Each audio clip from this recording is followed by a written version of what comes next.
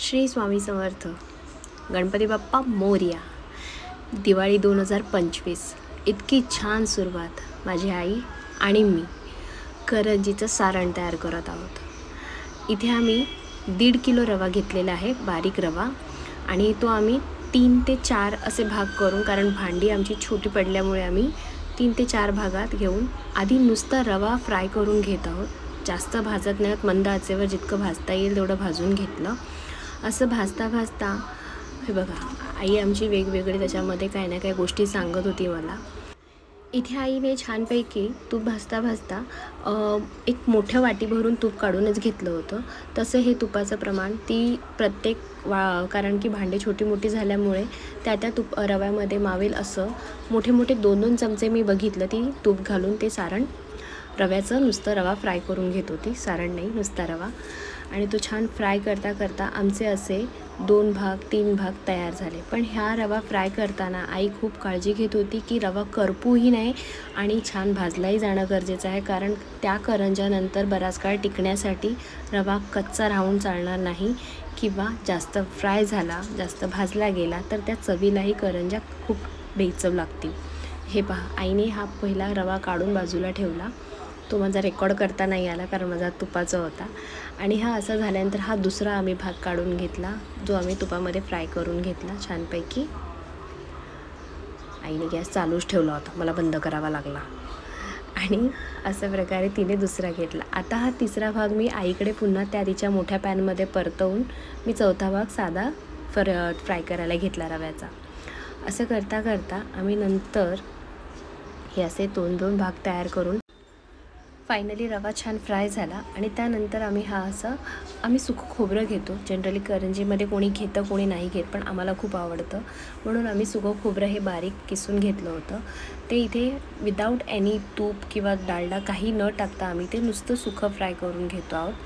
आणि हे बघा, हे सुकं फ्राय केल्यानंतर ते आपण थंड जरासं झालं की हातानेच स्मॅश करून घ्यायचं आहे. मी आधी हे काढून घेतलं परतून.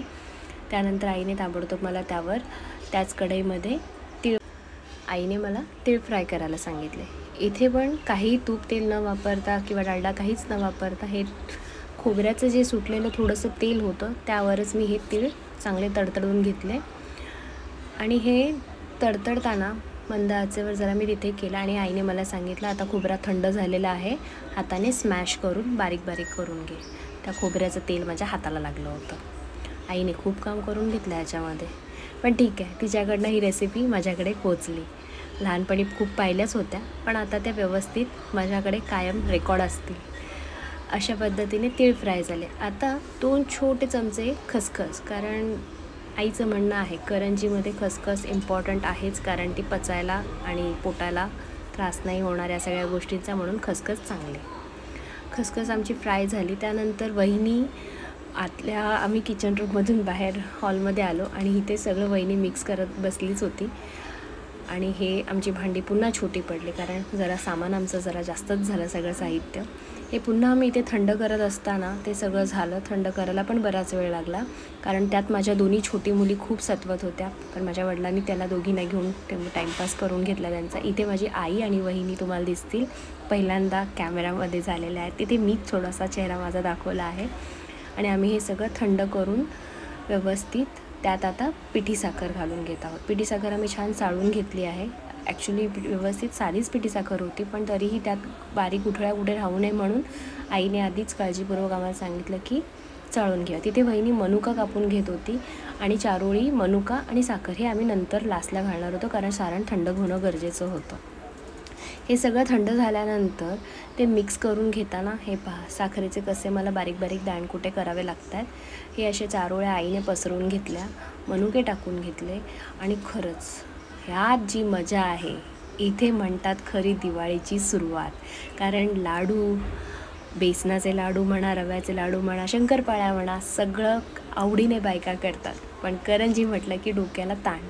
पण खरंच इथे जेव्हा फॅमिली एकत्र येते आणि ही अशी मजा करायला मिळते, की माझ्यासाठी खरंच हा व्हिडिओ खूप स्पेशल असणार आहे. कारण की आत्तापर्यंत लहानपणी एन्जॉय केलेल्या गोष्टी होत्या, करंजी कशी बनवायची हे माझ्याकडे आता लाईफ टाईम सेव्ह असणार आहे. तुम्ही ही रेसिपी नक्की बघा, लाईक करा. शेअर करा, सबस्क्राईब करा. श्री स्वामी समर्थ. दीपावलीच्या खूप खूप शुभेच्छा.